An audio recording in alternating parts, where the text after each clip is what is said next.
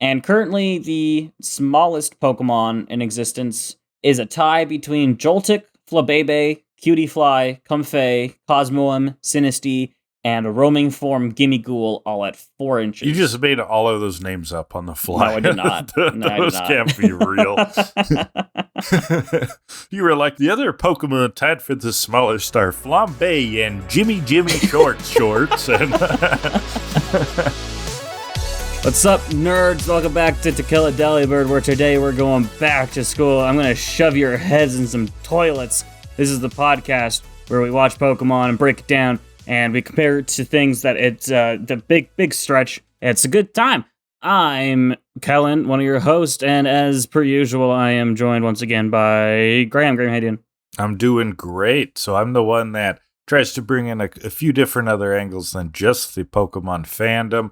And Kellen is the Pokemon master. And Kellen, how does it feel being a Pokemon master? It feels great. I'm way smarter than Ash. What Ash wants to be. Yeah, and all I had to do was read a little bit. That's there you go. I had to read a book. That's all I had to do. I had to learn type matchups. Yeah, if Ash just had like a chart of the type matchups, like so much would change. Oh yeah, absolutely. I imagine you could handle the tests that are in this episode, eh? Yeah, they're a little easy. Yeah, they're a little easy. It's a little sad how the characters performed. So what do you think of these episodes? They're fun. Yeah. They're fine. They're fun. We're still in filler territory. It's like a lot of filler. It's like I turn on these episodes and I'm like, okay, what kind of bullshit are they going to put me through this week? Next week, we're out of it, though. We're into an actual gym. It's exciting. Arc. Have we said what episodes we're talking about? No, we haven't. This is episode 58, The Ultimate Test, and episode 59. What is it called, Kellen? The Breeding Center Secret. The Breeding Center Secret. Yes. So still filler, but yeah, we had fun. The first one's fun. The second one's okay. I like The Ultimate Test. I think it's a fun episode. The Ultimate Test has some good gags in it. It was kind of funny. And it's just kind of very different from our typical filler. Yes, which is a nice change of pace. Different. And that's kind of what I mean by what kind of bullshit are they going to throw at me, because the filler's always something kind of weird, kind of a different spin. Like when I turn it on, I'm like half expecting them to be like firefighters this week or something, yeah. and using like water Pokemon to put out fires. And that was the Squirtle episode. Helping out. Yeah, that's the Squirtle episode. We already covered that one. I would take a spin-off series though that is sort of like a person's view of the Pokemon world. Like we see how, sure, we get exposed to cops all the time, but let's see how firefighting in the Pokemon world works. Like a whole episode about firefighting, whole episode about like supply chain in the Pokemon world. Like I want to see that kind of stuff. Let's just get Grey's Anatomy, but with Pokemon instead. Sure, like where the Pokemon are the doctors. Yes, and they make out with each other. And, like yeah, exactly. It's Grey's Anatomy. Affairs. It's exactly Grey's Anatomy, except the humans are swapped for Pokemon. That's it. That's the only change. Who is like the hot doctor that everyone wants to sleep with, like the McDreamy? Machamp. Definitely Machamp. Good choice. There's like a down on their luck Mr. Mime who's like, why can't I be as handsome as that Machamp? Who's the young doctor that gets killed by a car crash in like season 5 or something. I don't know, Grey's Anatomy. Yeah, young doctor that gets killed off. So it's just like a cute sort of unexpected thing. Oh my god, they killed off Eevee last night. Can you believe that? Oh, that'd be terrible. They would never. No, Eevee's got too much potential. Eevee is what's her name? Meredith, main character. Oh, Eevee's a main character. Okay. Yeah. Oh, so they'd kill off something that's cute but not too cute, like a Bulbasaur or something? Yeah, Bulbasaur. We'll go with that. He was, what's his name, George? Gone too young. Spoilers for Grey's Anatomy. That actually is the name of the guy who they kill off. I think so. Yeah. I've only seen a few episodes, but it's also in like 20th season, which is absolutely insane. I saw this one where like the hospital's on lockdown because there's like a shooter in the hospital. And I got to say, it was terrifying. It was legitimately scary TV. I saw the one where, spoiler alert, Derek Shepherd dies, and it had my mother and sister absolutely bawling. Huge spoiler on TKAD. I'm going to throw this out there that if you're listening to a Pokemon Rewatch podcast, is Grey's Anatomy really your thing? I don't know. Oh, I think everybody likes everything these days, or everybody hates everything if you go on the internet. Yeah, everyone hates everything. We hate Pokemon. We hate this show. If you tune in to a Pokemon podcast, you should expect Grey's Anatomy spoilers. That's just logic. Everyone knows it. That is like that's the 11th commandment. Yeah, exactly. Before we leave Grey's Anatomy, you know the other thing I think is genuinely kind of fun about Grey's Anatomy and almost like anime-esque is how they have the doctors do everything. So anytime there's like a disaster in the Seattle area, they send like the neurosurgeon residents, right? So like a bus flips over and all these kids are going to fall off a cliff and they're like, send the neurosurgeon. The neurosurgeon busts in and has to pull them out of the flaming wreckage before it blows up. That's crazy. Who else would do it? The firefighters? But that's kind of like how the 10-year-old kids who train Pokemon end up like saving the day all the time. Maybe there's a lot more that Grey's Anatomy and Pokemon have in common than we think. Yeah, I mean, how much of Grey's Anatomy is just filler? Probably a lot of it. It's in 20 seasons. Oh yeah, probably a lot. Like I think they like start and end seasons with like meaningful content, and then in between it's a lot of like the doctors go to a farmer's market. I don't know. I'm just imagining. We might revisit this Pokemon and Grey's Anatomy I like this idea. Similarities in the future. But you know what this filler made me, grateful for? And kind of realized by myself? Now that I've graduated university and I'm completely done with school, I don't have to take a test again for the rest of my life. You'll I'm never so happy about have that. to take a test again, eh? Did you? I'm so happy. You're sick of taking tests. Did you ever have to take some tests you just hated, like some really stupid tests, stupid questions? They're all dumb. I might have the list for you, Kellen. Closed book tests are a poor form of evaluation. I'll just say that. They're not a realistic form of evaluation. Nope. Realistic being, what is your job going to be like? Nah, kind of weird. But if you don't like tests, I might have the list for you, Kellen. Do you want to go into a list time? I would love a list. Give me a good list. These are the stupidest things that you could have tests about. Okay. Ooh, exciting. So some accrediting society, some school having a test about some topic. These are the stupidest things I could think of to have tests about, okay? Now, we should disclaim, though, that these absolutely are tests that you took while doing your master's, right? Yes, this is all from one prestigious school that offers all of these exact courses, okay? Yep. And the name of the school is Professor Xavier School for Gifted Children, okay? Wow, you went to the X-Men school? I did. That's impressive. And these are the courses that they offer there, okay? All right, well, let's see what they are. Number 10, learn to take a smelly poo. Accredited by the Smelly Poo Society. You just have to take a really smelly poo to pass.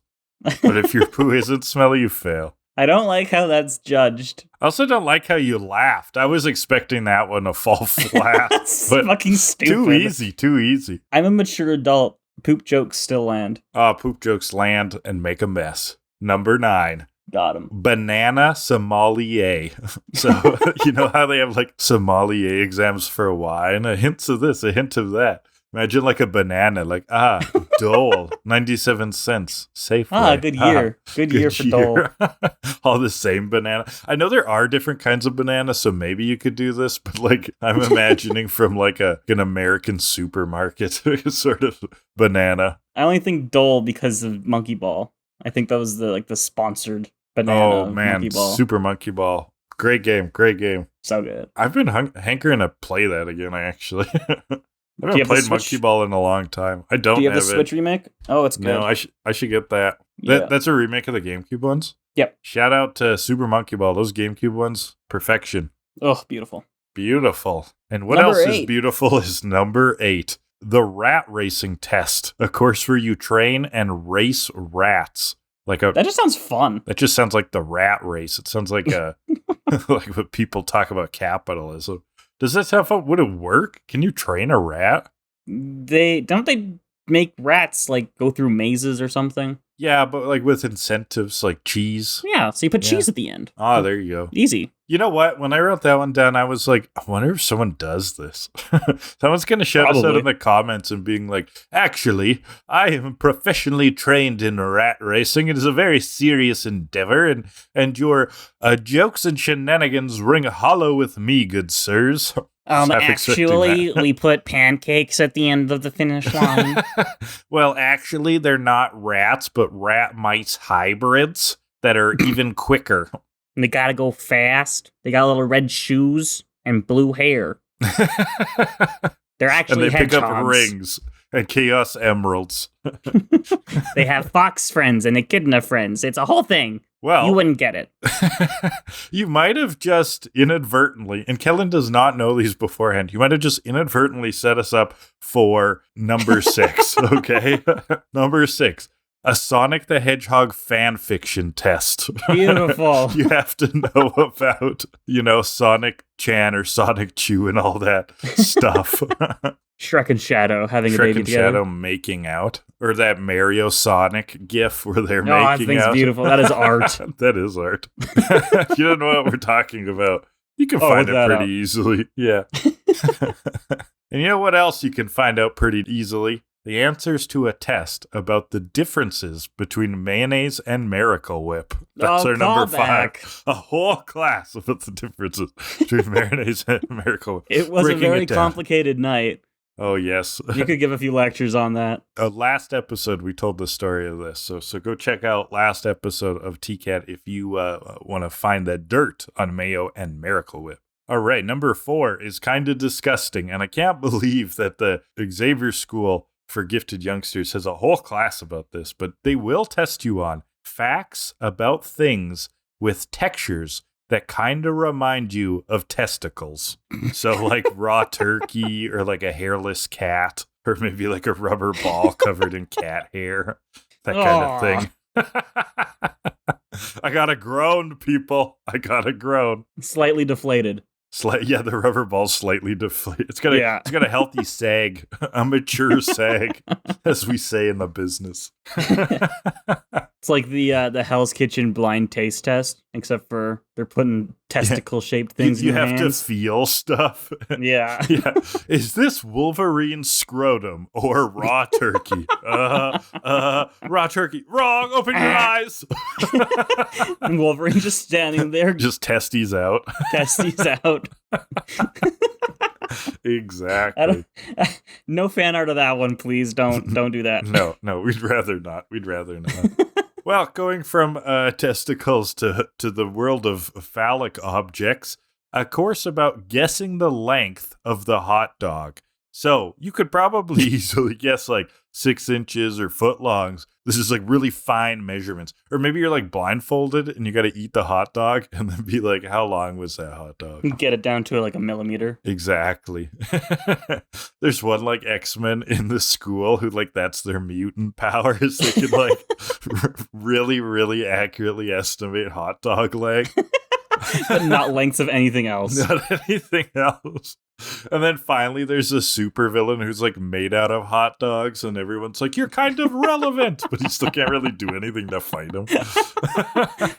On the topic of relevant and hot dogs, I had to do a wedding out of town last weekend. We got there and we had the DJ there and the lighting people there, and we hadn't eaten yet, and so the DJ was going to run out and just grab everybody food. And it's a small town, there's really nothing around except for like one little convenience store diner kind of thing. And so we just get food from there. I order a hot dog and some onion rings, and he gets back with the food, and I open up the container, and the hot dog is just a fucking wiener. Okay. There's no bun. Oh, what? Yeah. There's no bun. No Get bun, out. nothing. Get out. The container was onion rings and a fucking wiener. That's not a hot dog. That is just straight up, by definition, not a hot dog. Ooh, it's not a hot dog without the bun, folks. That's actually mind-blowing. It was fucking ridiculous. So it was a convenience store that just they don't do takeout normally, or what? No, they do. It's like a proper restaurant too. I have no idea. That is actually mind blasting. Very weird. Very weird. Hot dog without the bun. How did that happen? Well, from hot dogs to an entirely different kind of food, we got number 3, okay? This is a test of an extremely esoteric subject called salad sniffing, where they blindfold you, put salads in front of you, and you have to identify all of the ingredients in the salad by smell alone. The salad sniffing exam. Very hard. I couldn't do it. Could you do it? I could probably pick out radishes. By smell, yeah. Yeah. I think that like dressings would get really complicated. Oh, yeah. Or what if you had to like get it down to the lettuce type? Like, can you tell iceberg from romaine by smell? Shout us out in the comments if you can distinguish iceberg from romaine by smell. That'd be impressive. Number 2, a Pokemon licensing exam, but in the real world. To get licensed to carry Pokemon that don't exist. Exactly. Beautiful. Like, you can now be the world's greatest Pokemon trainer if they were real. It's a very proactive license. Like, we're just thinking maybe they will exist at some point. Someday they'll be real. Someday they'll be real. Someone in their basement somewhere is praying. Make them happy. All right. And the number one stupidest thing to have a test about. Math. Thank you. All right, that's my list. Beautiful. You're not wrong. I actually like math. I don't know. That was all for the bait and the switch. You kids will never be able to just walk around with a calculator in your pocket all day. We got it. Psych! Bitch, you thought. You kids will never have a calculator embedded inside your brain. Bet you that's going to come. Yeah, give it 20 years. All right. Pokemon?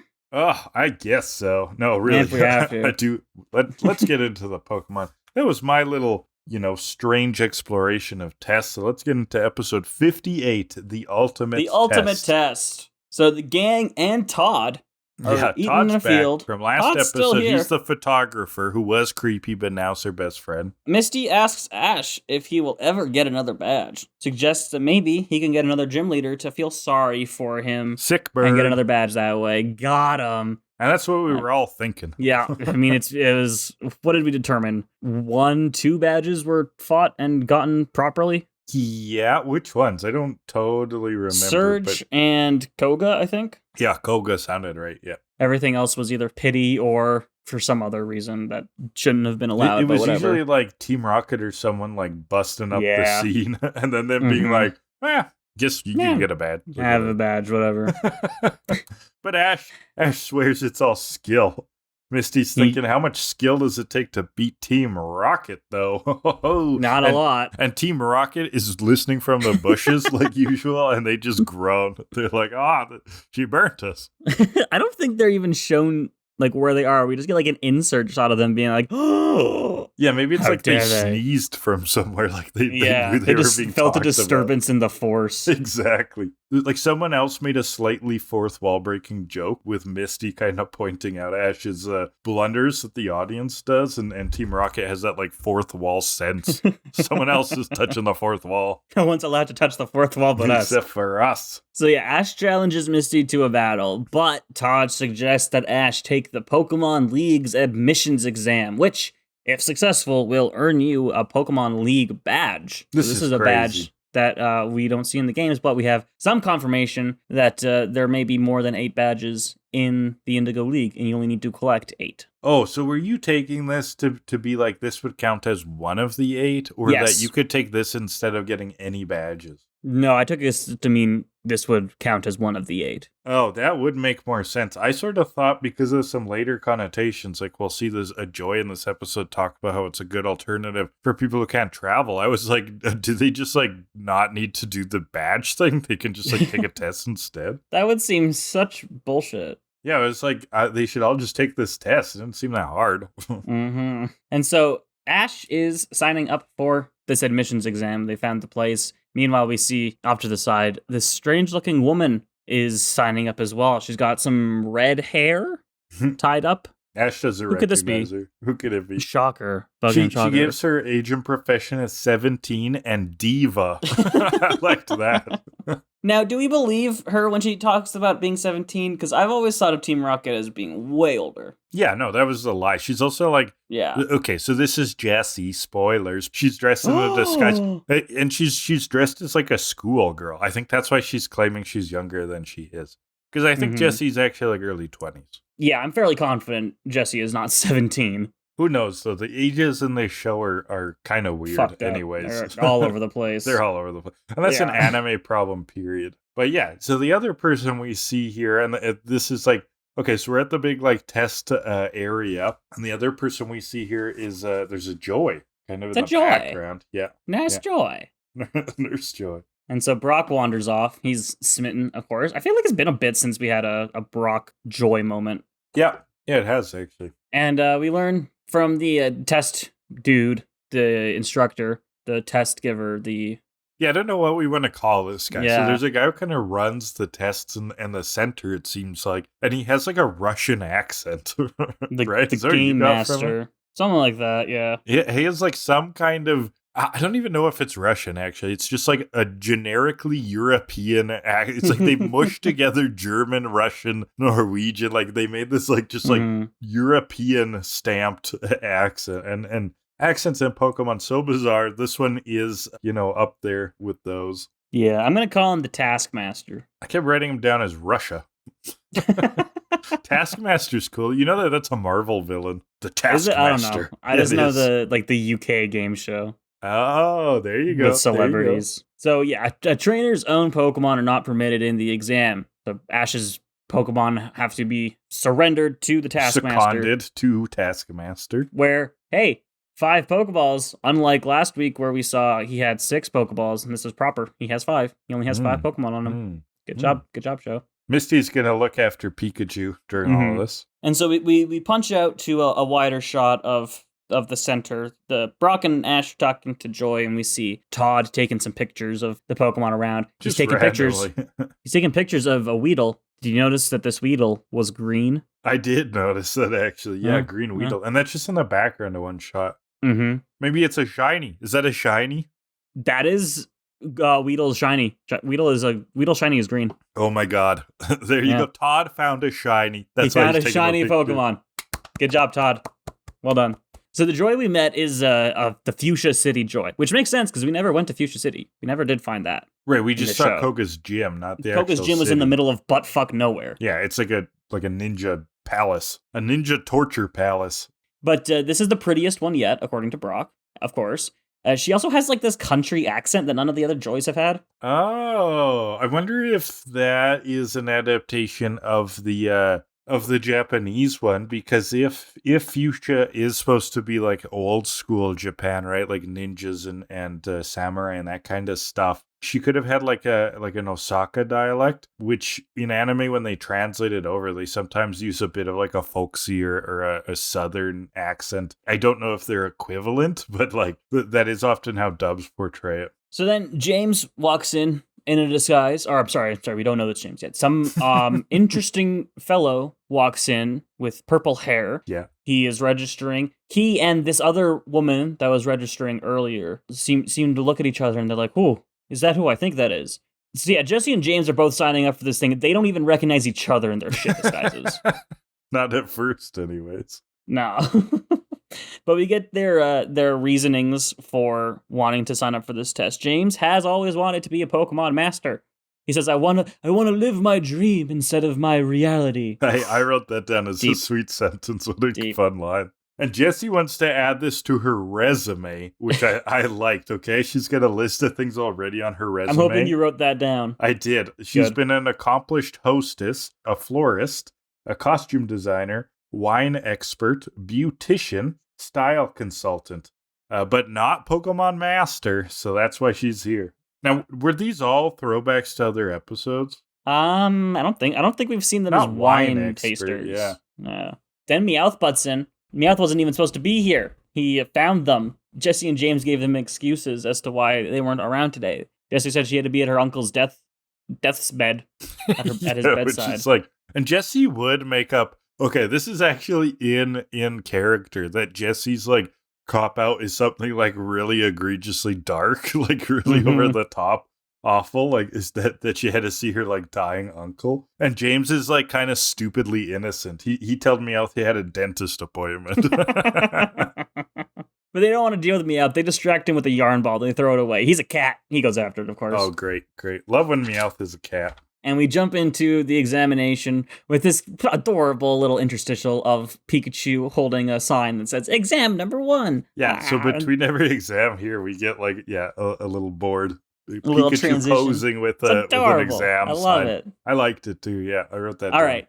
So we go into the exam. I have a game for you. Okay. We didn't get the answers to these questions in the show, so I'm going to ask you these questions. We're going to see if you get them right. Oh, you're going to ask me the questions that they had, that they took. Yep. Okay. Question 1. Lickitung's tongue is twice the length of its body. True or false? That is true. Ding, ding, ding, ding. Now, Ash got it wrong, I noticed. Yes. He was like, I think it's longer. Question 2. Vulpix evolves only via Firestone. True or false? True. Correct. Whoa, Ding, ding, ding, ding, ding. and Ash got that one Crushing right. it. I'll Yes. also say what is happening in the show. Yeah. So these questions are being launched at they're all sitting on computers, and basically it's a computer with 2 buttons, a true button and a false button. Question 3. Hitmonlee is also known as the punching demon. True or false? False. That is Hitmonchan. Correct. Wow. And Ash Impressive. got that one wrong.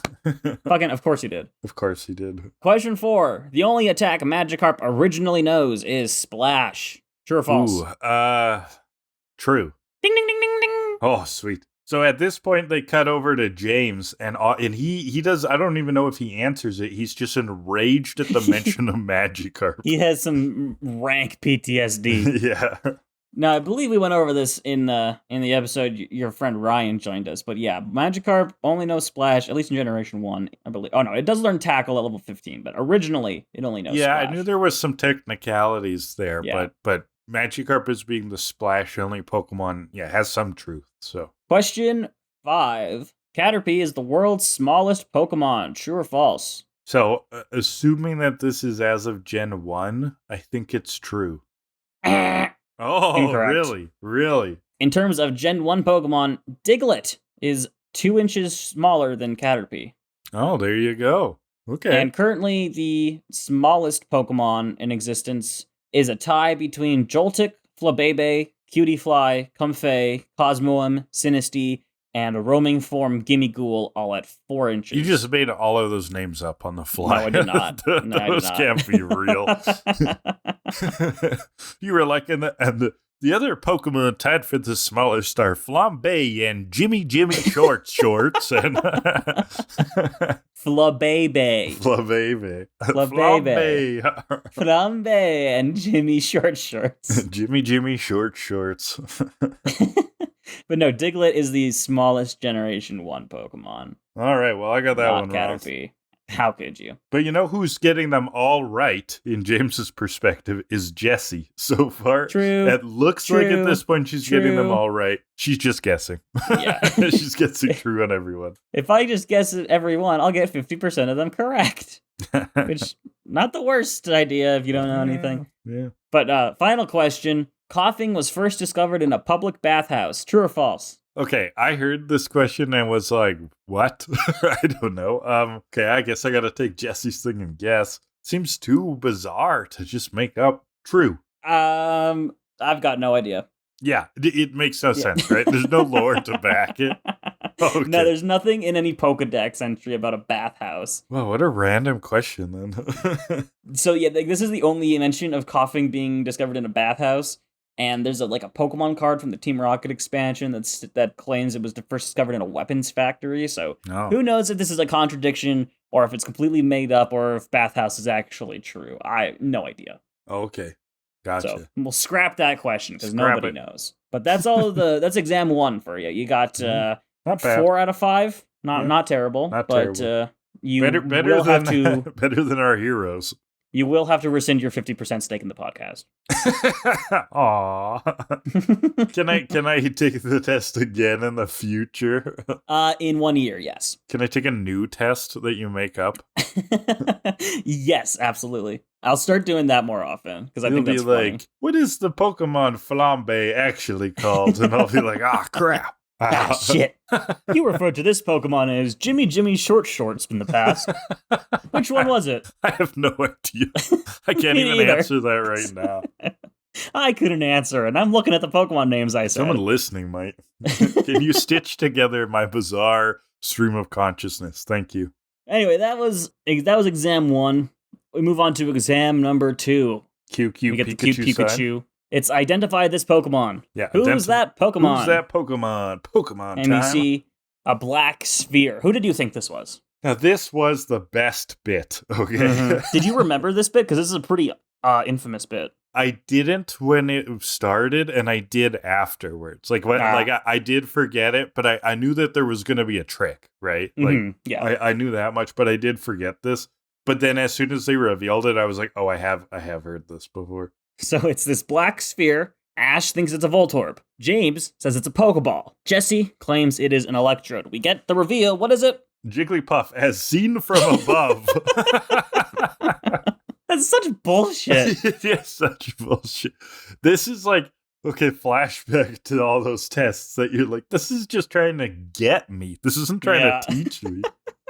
This is that test I took in English 100 in actual university, where it was a multiple choice quiz, and every single answer was A. What? Yeah, the teacher actually did that. Oh my god. To make everybody second guess themselves. It was great. I loved it. I definitely had some, like memories of testing in this next question, if you want to go into that one. So we get a photo of another Pokemon. We've zoomed in really far on a Pokemon. Who's that Pokemon? All we see is this black swirl. James thinks it's the shell of an Ammonite. Jesse thinks it's an Arbok, all coiled up. Pretty and dumb. Ash thinks about it for a second. He says, oh, that's Poliwag, which makes sense. No, he says Poliwhirl. The answer is Poliwag. And this is where the instructor, the taskmaster, is like, and obviously, clearly, everybody knows that the swirl changes direction. And that gave me flashbacks because I remember like some math classes in university where the professor would always like be doing these proofs and then he would go, and thus, obviously, the answer becomes this. And you're sitting there like, the fuck was obvious about that? You were just like writing on the board for like 20 minutes and then you said clearly and then wrote a little square. It's proven.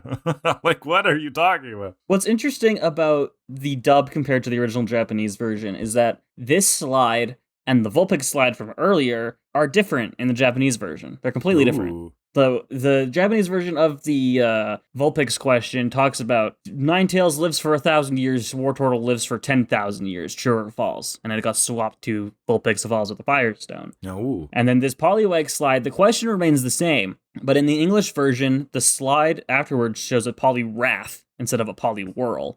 In the Japanese version, it does show a Poliwhirl as it's supposed to. Oh, okay. But those two slides in the Japanese had Japanese characters on them.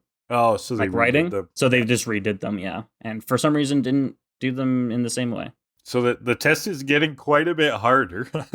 No, they jumped to question 15 now. Oh, did they? I missed that. So it's what Pokemon does this tail belong to? It's zoomed in real far. It's a bunch of fire. Ash thinks, ooh, that's either a Charmander, Charmeleon, or Charizard. So I'm gonna go with Charmander. Ash, it's Ponyta. This is where Jessie absolutely loses. She has had enough. Huge vein popping out of her head. She's like, these are stupid questions. How do they show that someone's actually knowledgeable about Pokemon? That's me in calculus. How am I ever going to use this in real life? Yeah, that's a whole debate we can get into. I will never use it in real life. The purpose of education. Some people may. I will not. But there was always that one kid who has a problem with it, and that's Jessie.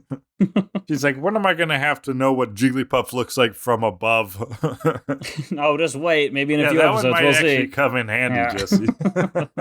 Well, Taskmaster gives her a bit of philosophy. He says, we got to understand all aspects of the Pokemon to truly understand Pokemon. And she just looks at him, goes, fuck you!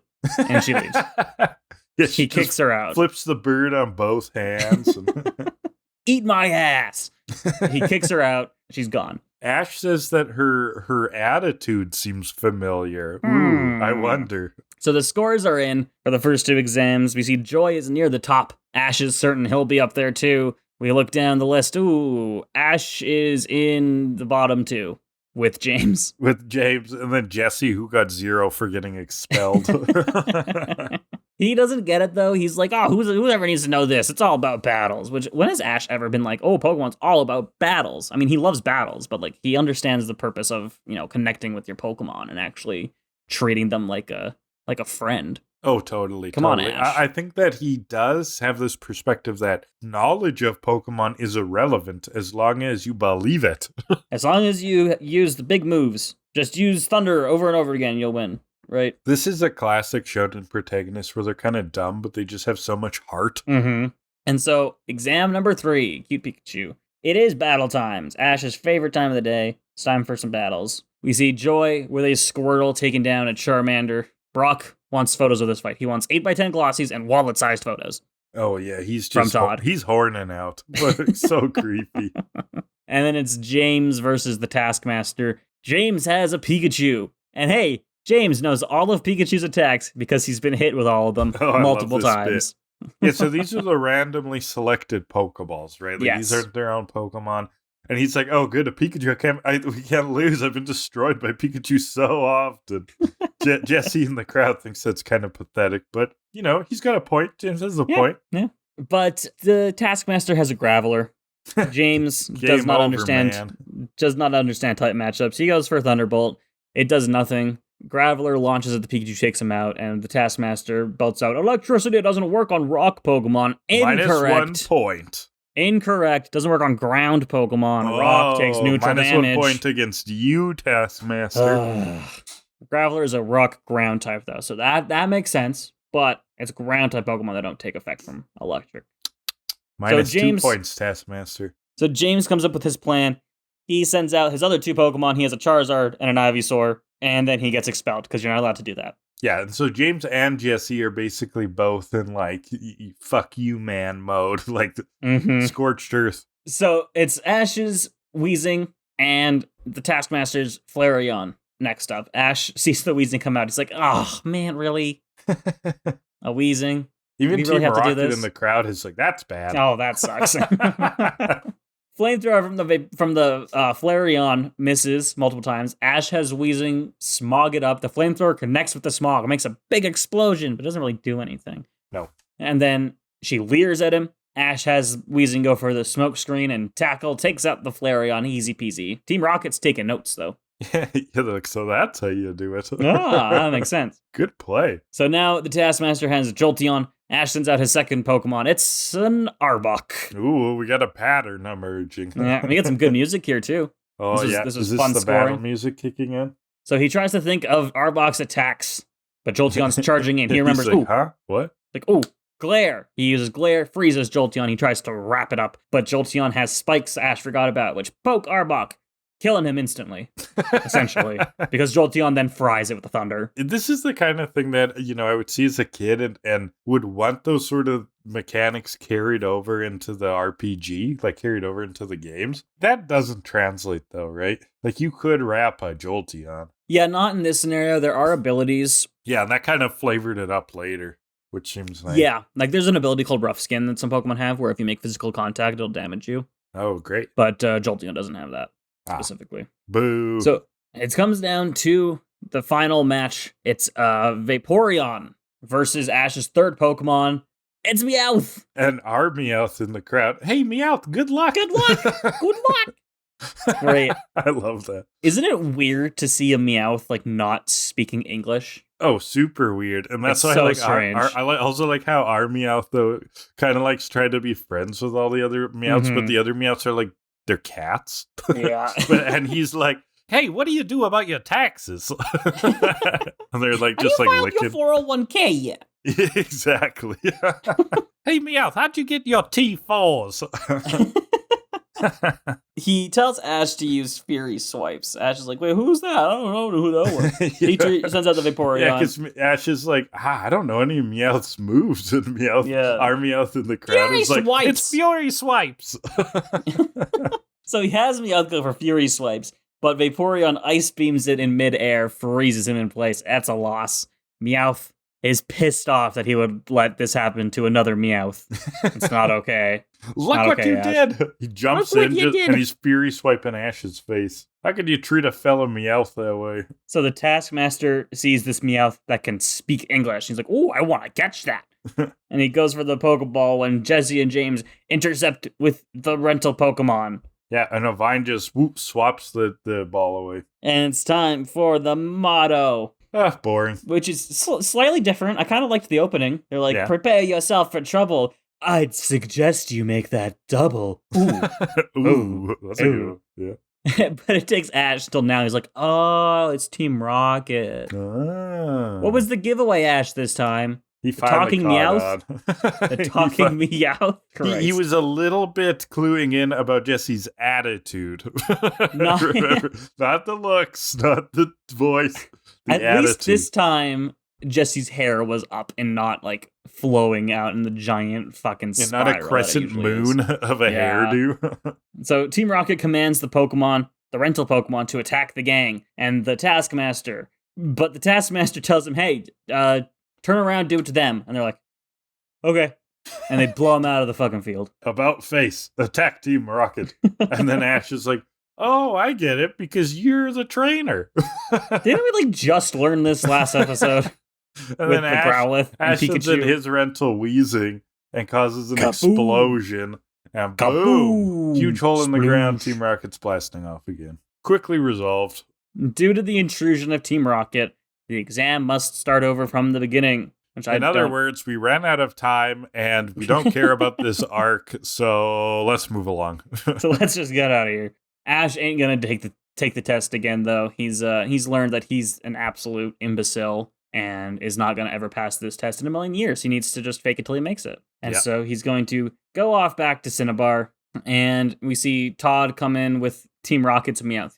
He's like, oh, this Meowth got hurt in the explosion. What are we ever gonna do? And the Taskmaster realizes it's the talking Meowth. He's like, oh my god, I'm gonna keep this Meowth for myself. Yeah, so we've left our Meowth with the Taskmaster, I guess, but no, he's gonna run away. But what's where's the happening rental with Team Meowth? Rocket? Yeah, The rental Meowth is with Team Rocket. And they're like, Meowth, why won't you say anything? and we get some really nice Meowth? spaghetti western music during this part. Did we? Yeah, I noted that down. You caught the battle music. I caught the spaghetti western soundtrack.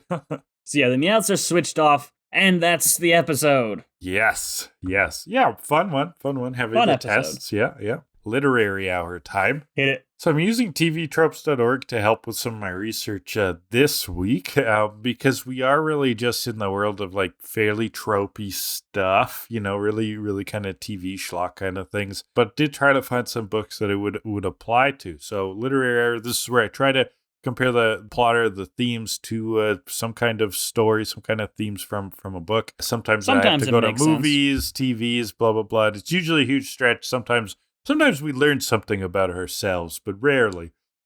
Sometimes you learn that I haven't read a very famous book. I know you read Harry Potter. That's about it. And all you had to say was, I read that. That's okay. There's a whole bunch of tropes about taking tests in various forms. A lot of times the trope is that the test is like the end-all be-all. And it kind of seemed like it was setting that up at the very start, but no, this is more like the inept aptitude test trope, which is where the kid takes a test, thinks at first that it's something that they should excel at, and then it does not go at all how they thought it would. Mm-hmm. And Ash totally bombs this. So it's kind of like that. For a book, I found an Isaac Asimov's story called Profession, where 8-year-olds, they learn to read, and then their brains are tested for aptitude when they're 8. And then they're tested again when they're 18. And basically a computer algorithm looks at the signs from their brain from when they're 8, and when they're 18, and has a profession assigned for them. And the character of this story, insists that he is going to become a computer programmer. And the computer determines that he has a feeble mind and needs to be sent to a government home for feeble-minded people. So the computer can assess that you are useless. And then there's more to it, though, that's kind of marked as a spoiler, but it looks like that is actually a front, and there's more to it. Anyways, using that as sort of the inept aptitude test, which, I'm sure you've seen stuff in television. I feel like this is like a Disney Channel sitcom kind of plot, that sort of thing, where they take a test and totally bomb it and that sort of thing. Yeah. Yeah. Yeah. You want to rate it? One day I'll get you to say something other than just, all right. I don't know. Yeah. Tests. Yeah. All right, let's rate it. All right, so this is the 4-part the plastic ping pong picture of objective rankings where we draw 2 different categories and rank the episode based on that. What is our first category, Kellum? Our first category will be characters falling in surprise and embarrassment. That's mine. Let's take a look to see through our notes here. I can think of 2 already. Ooh, okay, that's pretty good. There was the Jigglypuff question.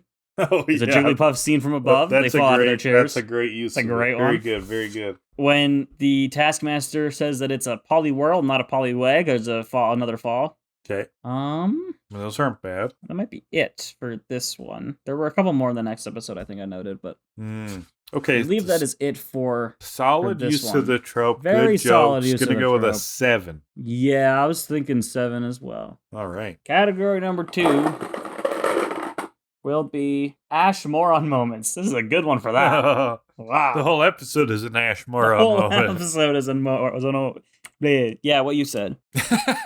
What was that sentence that just came out of your mouth? No idea. It was beautiful. Words have been very hard today. We're deconstructing them, and now we'll do the podcast using only non-word sounds. And you, the listener, have to try to interpret that as meaning. I did like a 3.5 hour Pikmin No Death stream today, and I have lost all mental capacity. As well as all your Pikmin. Hey-oh. Yeah, hey. No, none of my Pikmin. It's a 0 death challenge. Oh, Come sweet. on. So you succeeded. No, I lost. Oh, no, you lost. I had to reset a lot.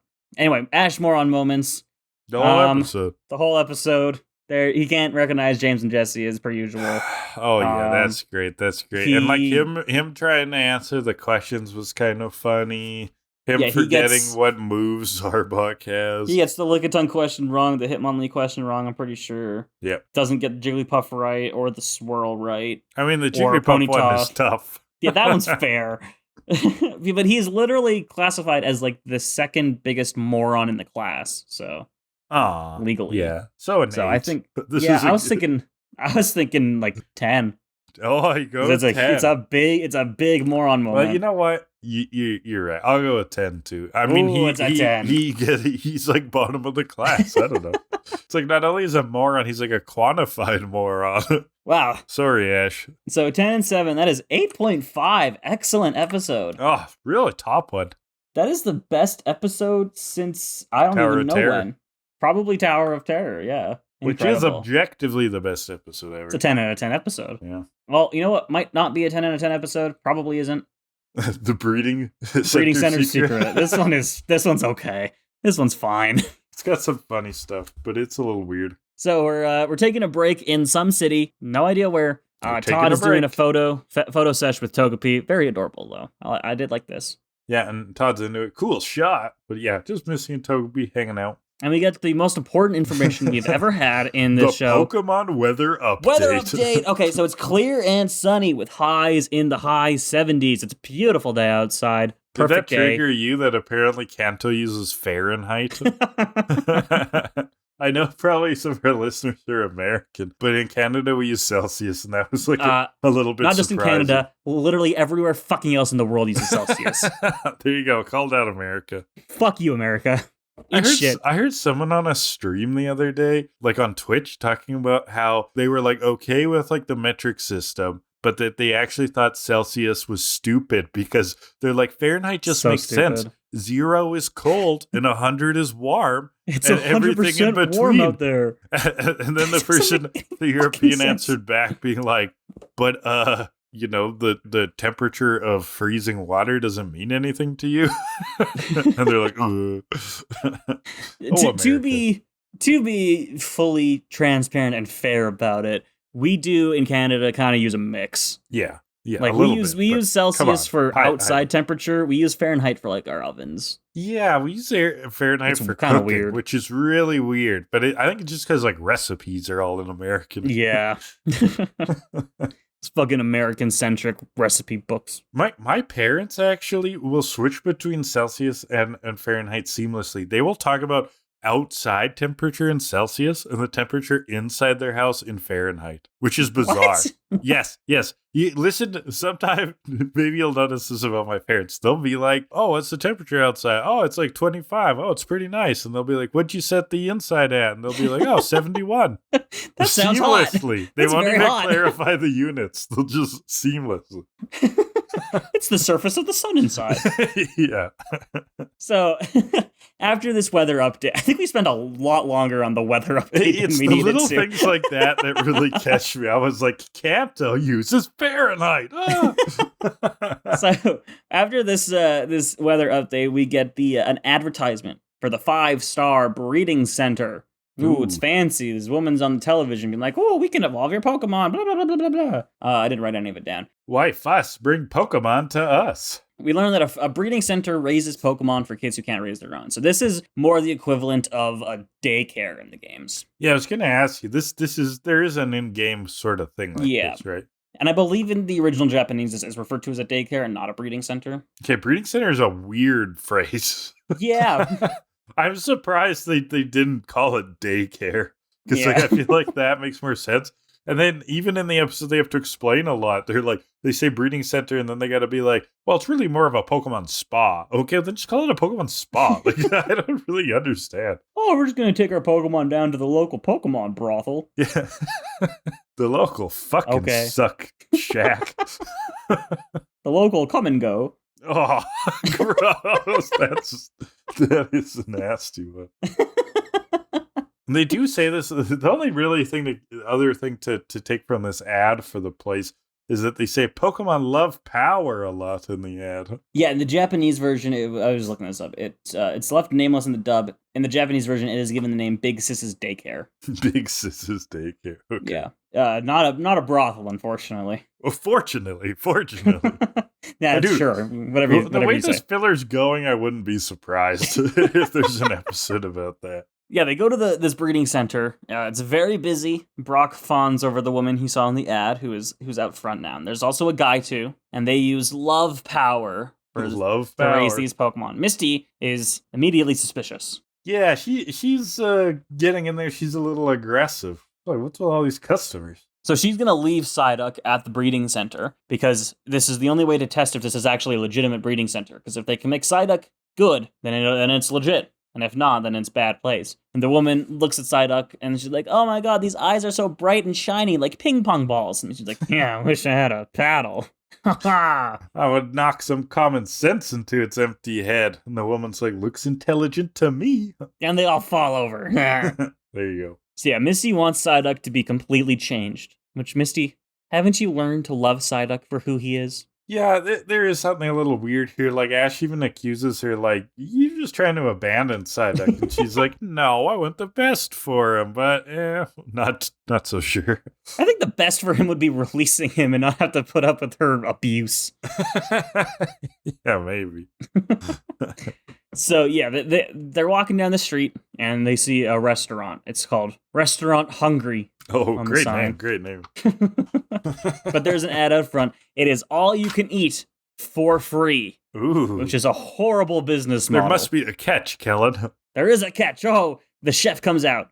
He's like, "Oh, the buffet is free on one condition. You have to bring me my favorite Pokemon." Would you say this guy has a Texan accent? I think I don't remember. He had like this really like Southern accent. He looked kind of like a French chef stereotypically though. Like mustache in the hat, but he's like, "Y'all just show me my favorite Pokemon. You can eat here for free. Yeehaw!" In the original Japanese, back to that. This is a one-day event and not a normal thing, which is never kind of noted in the dub. We're meant to believe this is kind of that would make more sense about thing. like that would contextualize Misty's desperation. This is supposed to be like the anniversary of the opening, so it's a free promotion. And so Ash sends out all of his Pokemon. Nope, except Charizard again. Yeah, he's none smart. of them. None of them are the chef's favorite. Brock doesn't have it, nor does Misty. And he shows them a picture of his favorite Pokemon. It's Psyduck. Whoa! And the picture is a picture of Psyduck that Todd took apparently, and it's of a Psyduck like posing. Like, draw me like one of your French girls. Yeah, that's what I wrote down too. Psyduck French girl mode. So yeah, he claims Psyduck is the greatest thing since the invention of the microwave oven. Yeah, exactly. So the gang's gonna go back and get Psyduck, but the breeding center is closed. But Misty ain't gonna wait for her ice cream. Oh, yeah. The chef was apparently waiting for a delivery of 50 gallons of ice cream, and Misty wants to eat all of it and then die from some kind of dairy poisoning. So they need to get this today. So they're going to break in the back way to the breeding center. Break in, they open the door. It's a very posh-looking place. And they walk around, they open up a room. It's very dark. They light it up a little bit, and they see cages filled with Pokemon. Very sad-looking Pokemon. Super sad looking. So they've just like stuffed these Pokemon into little crates. And they find Psyduck, and something looks really wrong with Psyduck. He looks like he's gotten some real bad Botox. That's exactly what it looks like. His like eyes are like up. But they just took some Scotch tape and pulled the eyes up, made him look bad. It sounds like they were trying to make him look smarter because he's like looking kind of dopey all the time or something. I don't really know, but the gang is like, this is stupid. And so we go to the owners, who are the two we saw before. They say they're gonna pick the choice Pokemon and ship them out to the boss. Right. We believe in love power, but that's because we love power. Whoa. I thought for a second that this was Jesse and James in disguise. Come on, their disguises are not that good. It is not. Yeah, I know. I'm like, wow, they really level up their disguise. So Todd's going to snap some photos for evidence, and we get the reveal. The boss that they're going to ship Pokemon to is Giovanni. This is Team Rocket. So this is Team Rocket. It's just not our Team Rocket. Not our Team Rocket, yes. He wants them to ship all the Pokemon to him, and he'll pick them out for himself. He thanks them for their work, unlike those other imbeciles, Jesse and James. So we get that full reveal that, yes, this is Team Rocket. They all know each other. We learned these two are named Butch and Cassidy. Yeah. So Todd's an idiot. He's taking pictures, but he has his flash on. The flash is going to be too noticeable. Just turn your exposure way up, Todd. Yeah, so Butch is going to check it out. And Butch is like this like really low voice. It's very Smoker's voice. He's a smoker. I'm going to check it out. He's a chain smoker. Yeah, exactly. He is a chain smoker. So he goes and he finds the source of this flashing, which Pikachu has put himself into a cage and is letting off sparks. And he's like, oh, yeah, it's just a Pikachu. So they need to get out of there, but Misty does not want to leave without Psyduck. Yeah, now, does she suddenly care about Psyduck, or she just want that ice cream? You know what I'm saying. That probably the ice cream. Scream for ice cream, Misty. So then suddenly the window pops open. Our Team Rocket bust in. They're going to steal all these Pokemon that are already stolen and are going to their boss. Yeah, so they're sneaking in. Well, they haven't been told about this plan. They don't know that this is a scam. They just want to steal from the seemingly legitimate business. So they're sneaking in quiet as a mouse. Did you say Meowth? Now shut up, Meowth. And here Meowth tells James, he says, quiet, James Bond. he refers to him as James Bond. James Bond is canon in the Pokemon universe. What Pokemon partner would James Bond have? Something really sleek, something British. Is there like a British looking Pokemon? Is there a Union Jack Pokemon? Well, the 8th generation was in Europe. Oh yeah. It was in a focused like Sword region. and Shield. Let me take a look through those Gen 8 Pokemon, see if anything stands out here. Yeah, I'm probably because of recency bias, but I could see a Psyduck wearing a tux and just looking great. A tux and having a Silence Walter PPK, and he would just look slick. Let's give James Bond a Yamper.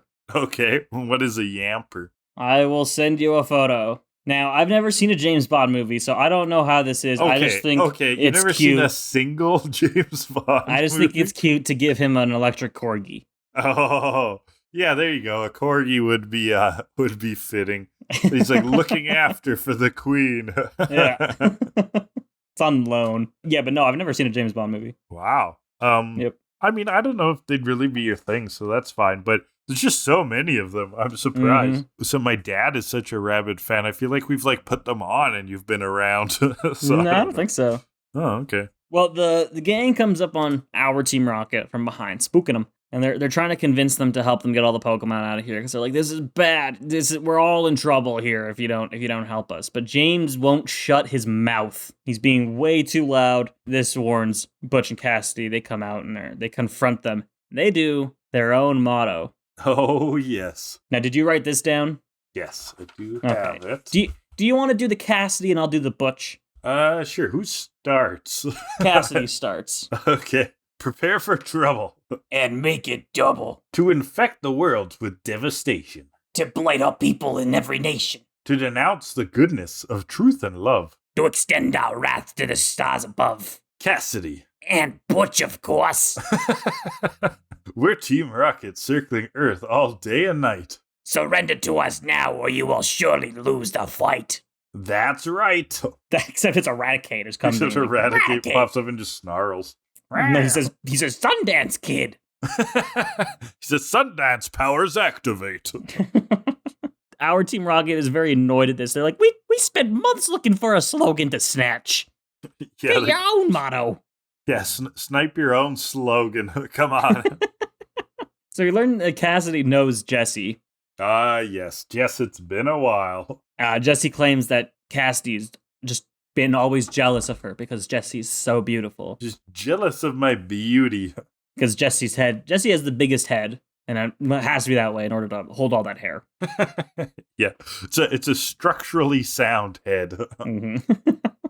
So they beg Butch and Cassidy to forget all of this happened because they're worried about getting kicked off the team because they're interfering in another Team Rocket's shenanigans. Yeah, they realize what happened right now. They're like, okay, forget this happened. We're stealing from you. And so during all this, the gang runs. Butch and Cassidy go after them, but then Team Rocket runs. And James is like, wait. I left a weeping bell here the other day. What? Okay, so this was a surprise. I didn't know what this was about either. Yeah, this sent me into another fucking rabbit hole like Lickitung did. Oh, okay. Where I was like, oh my god, is this out of order again? It's not. This is normal. This is how it's supposed to be. Just that he randomly has a weeping bell. Sometime between like Princess versus Princess and now, he caught a weeping bell off screen and left it at this breeding center. But the breeding center actually worked because now it's a victory bell. I thought this was a scam center. No, it worked. They just ran a good business too. Well, I mean, weeping bell is easy to evolve. It's just a leaf stone, so they could fake that kind of easily. Like, oh my god, it evolved. We did so well. Money. Here's a fucking that's rock. True. That's true. So yeah, now it's a victory bell. Just immediately eats James. He just devours him, skin, the bones, the whole bit. James is dead. And spits out the uniform. Yeah. He's nothing anymore. The gang, except Misty and Pikachu, get trapped in a cage as they're trying to run out. So Pikachu and Misty hide. Butch takes away Todd's camera. How goody. And the police come, and they take the gang and Team Rocket away to jail. Misty now has to find a way to prove their innocence. Yeah, this is actually kind of a neat subplot that just doesn't, it resolves very quickly because it's just a 22-minute episode. Yeah. But I do like this whole thing of like the gang kind of in jail and now Misty and Pikachu need to prove their innocence. I am very kind of sick of this trope, though, of someone gets framed for something that could be very easily disproven if the cops just listen to them. But they're just no, you're the criminal. You did a bad thing. We know this for a fact. Typical cops, am I right? So she's going to prove their innocence by showing them the photos of the back room that Todd took on the camera. But she has to get the camera back in order to do that. So she goes back to get her Psyduck in a disguise, better disguise than Team Rocket ever has. And she has Pikachu jump in to search the building for the camera. Her disguise is like a hat and like a bunny hug and some jeans or something, isn't it? Well, at least her hair is like covered. Unlike some people. That's true. We see Pikachu running through the building looking for this camera. He finds it. He comes back to Misty, pokes her on the leg. He's like, hey, I'm here. Yeah, and they run out, so Misty's got Psyduck too. And they leave. Back at the station, Victory Bell eats James again. He's dead. He's dead again. For the James second time. Death counter number 2. This is going to be very recurring for this is just going to be a trope, series, right? That he gets eaten by Victory Bell like all the time. Not just Victory Bell. This happens through other regions and other Pokemon. This is a very, very recurring James gag. Oh, that James gets eaten. Yeah, or hurt in some way by his own Pokemon. It's great. I love it. And so Misty barges in with the photos, shows them the photos. Here, this will prove their innocence. And Jenny looks at them and like, oh, these are adorable. I love these. And it's the cute photos Todd took earlier. And then she swaps out the photos, shows Jenny. Jenny realizes she has been duped. And that the breeding center really are the bad guys. Team Rocket, our Team Rocket. It's like, yeah, see, we're the good guys. We did the thing. And Misty's like, no, they broke in to steal the Pokemon too. They fall over. Great. beautiful. Yeah, there's this whole thing that's about them, Team Rocket trying to be good and bad at the same time. Like when they're originally getting arrested, okay, and Jenny's like hauling them all into jail, and the gang, like Ash and Brock, are like, those guys are the crooks, not us. We're innocent, and like those guys are the crooks, not us. And Meowth goes, "Speak for yourself." And so Jenny and the gang confront. Okay, so peek behind the curtain here. When I'm doing my notes I'm typing my notes up, I do not backspace. I just fucking go for it. I write as fast as I can to keep up with the episode. And so my notes are wrought with spelling errors. They are a disaster. So I'm just gonna read you word for word what this next sentence says. Jenny and the gang confront Bitch and Cassidy. So yeah, I missed the U there. We're bringing you down, bitch. Fuck you. And you, Butch. So they bitch and Cassidy. Bitch and Cassidy. Bitch and Cassidy try to make a run for it, but Ash. This is a really cool moment. I liked this. Ash has Bulbasaur vine whip them in like a coil, and then we get like a quick transition. Boom, boom, boom. They're in ropes of the same kind of coil. I thought that was actually a really neat transitional moment. Yeah, it was nice. Yeah, so that's them getting thrown kind of in the back of a cop vehicle, I guess, or the jail. And they just go, they give one last love power. They're being destroyed. And they go driving off again. And now Team Rocket number 2 gets driven off again. And now Jenny's going to return all the Pokemon to their rightful owners, and the gang goes back to the buffet, where Misty is eating a ton of ice cream. Oh, yeah. While Jesse and James are currently still stuck in jail, and they are currently digging their way out. Yeah, they're pulling a Shawshank Redemption here, just burrowing out of the jail. And the reasons that they hate the jail are funny. They're like, there's no mirrors in here. It's horrible. Superficiality. It's always going to be their downfall. But man, can they dig. They're just burrowing out of there like so quickly. So at a fork in the road, the gang is still moving to Cinnabar, but Todd is planning to go up the mountains to take more photos of Pokemon. So they say goodbye. This is the last we'll see of Todd Snap, I believe. See ya, Todd. From what I know. Bye, Todd. You were here. You were a character. You were weird, and then you were fine. Yeah, you existed in the show for a few episodes, and that's what I'll say. End of the episode. The gang is walking down the path. We see below them, Team Rocket is still digging right underneath their feet. Yeah, they're Shawshanking so fast. Mm-hmm. They could just like pop up, if they wanted to, but whatever. Team Rocket used dig. Team Rocket's dig attacked on the second round. James notes, I can't see a foot in front of my face. With Meowth hits the comeback. If you don't stop squawking, you'll see a foot in front of your face. Mine! Wow, Meowth. Good one. Oh, roasted. I do like your Meowth impression. My Meowth is getting a lot better, I think. It's very good, yeah. That's the episode. All right. Hit me with a book I don't know. The Godfather. Was that a book? Yeah. I did not know that. There's a novel. I believe it came first. I don't know the whole history of that, but I think it's a novel first. Okay, so the trope that I'm learning about this week is called Make Way for the New Villains. That's not totally true because our Team Rocket is still the bad guys of the week kind of thing.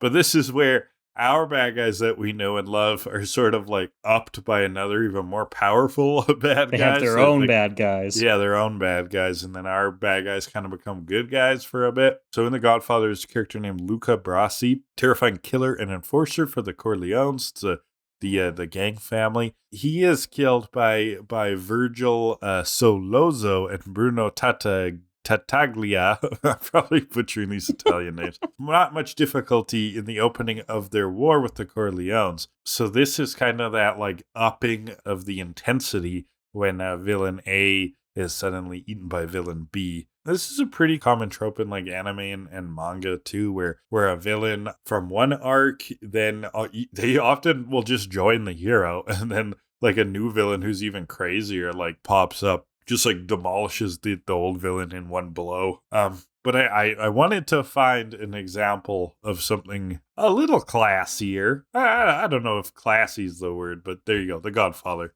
has this trope in it. I got one. Okay. The Breaking Bad universe. Yeah.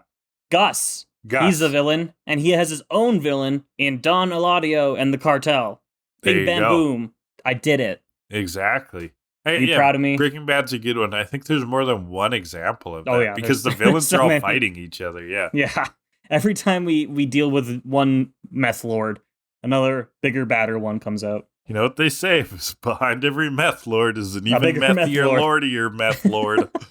All right. Shall we rate and get out of here? 4 time. Let's pull these. First category is the humor of the episode. Ooh. It would have been better if that was last episode. Yeah, there's not much humor all here. A little bit funny, but no, this one isn't as funny as other episodes. Oh, yeah, looking through my notes. I mean, it starts the start of the Victor Bell eating James gag. Is that humor? I find it funny. Yeah, I wish I had a paddle. Oh yeah, that's all right. Funny. The Psyduck with its taped eyes. That's humorous. Yeah, but these aren't top. They're no. This isn't as funny as the Jigglypuff from above, or not at all. Or Meowth being his own trainer. So good.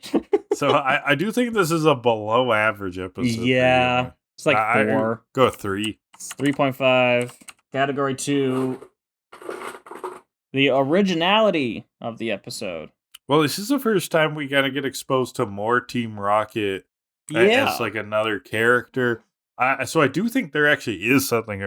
This is actually not bad for originality, as in they've sort of changed the villain kind of perspective. I think we're gonna get used to our Team Rocket sometimes being quote unquote good guys, just because we see them so often that it's hard for us to think of them as evil. Really, they're just blundering. But so anyways, it does set a precedence. It does set something new up here, so it's not bad. In the grand scheme of the series, we don't normally see a kind of a guest character hanging out with the gang for a while. I don't think so. I mean, I think that's kind of original. I mean, the last 3 episodes obviously have been repetitive with Todd being there, but in the whole anime, I don't think that's a pretty normal. And breeding center is such a weird phrase that really got us going.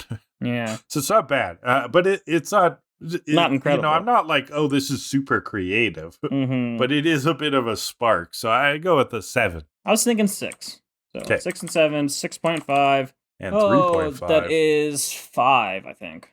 An even 5. Very middle of the road episode. And that is... Actually, isn't it 5.5? I don't think so. Because 3.5 plus 6.5 is 10. Oh, plus 6.5. Oh, yeah. Sorry. I was thinking 7.5. Yeah. Come on, Graham. Come on. You're the one with the masters here. Stop it. That's so annoying. You're the one with the Pokemon spreadsheets. Hell yeah, and I'm proud of it. Yeah, you should be. They're cool. All right, that's it for this week. You want to know about next week? Yeah, I would. What's next week? Oh, finally. We're finally there. We through did the it. desert of filler. We and made drinking it. From the sweet oasis of content. We made it to Cinnabar Island, baby. It's episode 60, Riddle Me This, followed by episode 61, Volcanic Panic. It's the Cinnabar Gym arc. I like the name Volcanic Panic a lot. It's fun to say. And riddle me this. That must guest star Lord of the Rings character Gollum, right? And Dollar in the Jar. I almost brought up Lord of the Rings for the make way for the new villain trope too, but I went with Godfather. But yeah, that's next week. Join us then. We're finally talking some plot progression, some proper plot progression. Yeah, this time. So that's gonna be a blast. We're actually gonna do something. We are all excited. And if you're excited, please shout us out in the comments. We're on the Hydra Leech YouTube channel. These go up every Monday. Kill A Delibird is on all of the major podcasting platforms. You can comment, on those places to get a hold of us, or email us at killaddelibird@gmail.com. Intro and outro music is 80 Synthwave by Alexi Action. And that's about it, eh? Yeah, if you want to watch me try Pikmin No Death challenges and want to rip my fucking hair out, come join me on Twitch, twitch.tv/HydraLeech. I don't have a schedule or anything. I just kind of do when I want to. But there you follow, go. You get notifications, and you can watch me have a mental breakdown live on stream. It's a good time. Yes, you can interact with Kellen live. Oh my god, what an honor. No hit, no death Pikmin runs. The Dark Souls of Pikmin. For context, I have reset in Pikmin 1 34 times. No, not bad. It's a lot of that is glitches, so it's pretty bad. It sounds horrible. It's not great. But apparently you have fun, so that's cool. It's somewhat fun. Anyway, that's it. We're gonna go. I'm gonna do something. I don't know. You're gonna pan-sear a steak again? No, I already ate. I had a couple hot dogs. Ah, that's good. That's good. Yeah. I had pasta. Ooh. Kind of pasta. Spaghetti and meat sauce. Ah. Yeah. None. Fine. It was good. That's good. I would say bolognese sauces have a lot of range. You know, they can be like really simple or they can be like pretty stellar. And this was a good one. This was a friend brought it over, and it was. All right, who's ready for 10 minutes of a good bolognese? Graham talks pasta recipes. No, I'm done. Maybe next week. Bye.